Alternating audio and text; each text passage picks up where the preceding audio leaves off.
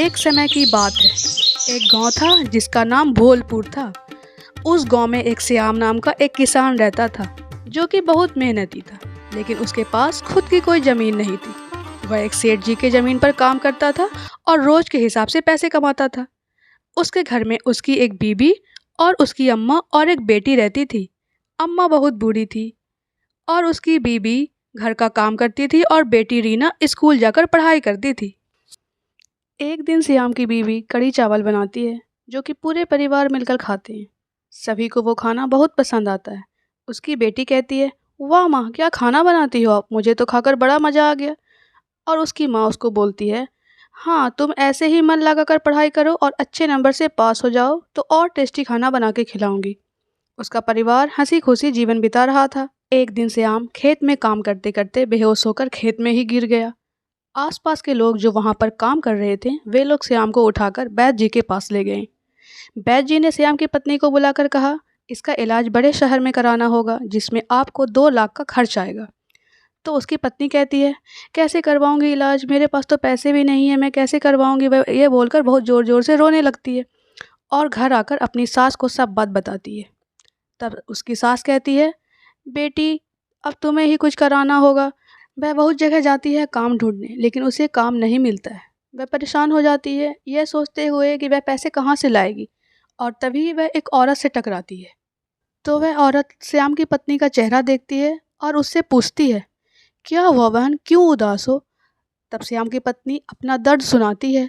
तो वह औरत उसको कुछ पैसे दे देती है और बोलती है, मेरे घर में आज मेहमान आने वाले हैं, तुम खाना बना दोगी क्या। तो श्याम की पत्नी हाँ कर देती है और वह उसके घर चली जाती है और कहती है, दीदी, मैं कढ़ी चावल बहुत अच्छा बनाती हूँ, मैं वो बनाऊँगी। तो वह औरत कहती है, वाह, मुझे तो ये बहुत पसंद है, बनाओ। तो श्याम की पत्नी कढ़ी चावल बनाती है और सभी लोग खाते हैं। तो उस औरत का पति कहता है, वाह, क्या टेस्टी खाना बनाई हो तुम, एक काम करो, एक ढाबा क्यों नहीं खोल लेती। तो श्याम की पत्नी बोलती है, साहब, मेरे पास उतने पैसे नहीं है, मैं ढाबा कैसे खोलूँगी। तो गगन बोलता है, कोई बात नहीं, मैं हूँ ना, अभी पैसे लेकर ढाबा खोल लो, फिर जब पैसे हो जाए तो वापस कर देना। तो फिर वह पैसे ले लेती है और ढाबे पर अपना कढ़ी चावल का ठेला खोल लेती है और बोलने लगती है, आइए आइए, कढ़ी चावल खाइए, मात्र 20 रुपये में कढ़ी चावल, कढ़ी चावल।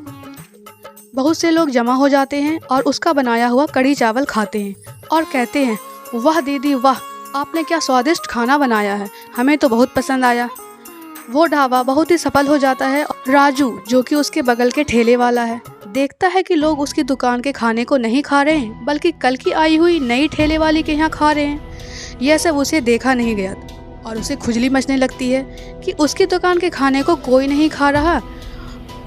रात में जब सीमा अपने घर चली जाती है तो राजू उसके ठेले में आग लगा देता है। अगले दिन जब सीमा बाजार आती है तो वह देखती है कि उसका ठेला जला हुआ। यह देखकर वह रोने लगती है। उसका मन बहुत दुखी हो जाता है और वह तत्पश्चात गगन साहब को कॉल कर देती है।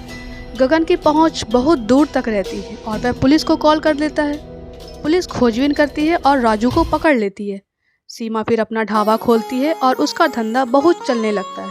वह खूब पैसा कमाती है और श्याम का इलाज करवाती है और रीना को अच्छे स्कूल भेजती है।